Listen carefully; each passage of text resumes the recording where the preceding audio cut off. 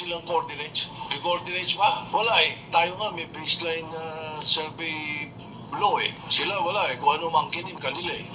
So, I want to find out what are the coordinates of China in the West Philippine Sea. Ayan po yung mapa ng China. Makikita po ninyo yung 6.1. Yan po ay nakatala doon sa International Hieroglyphics Organization or S23.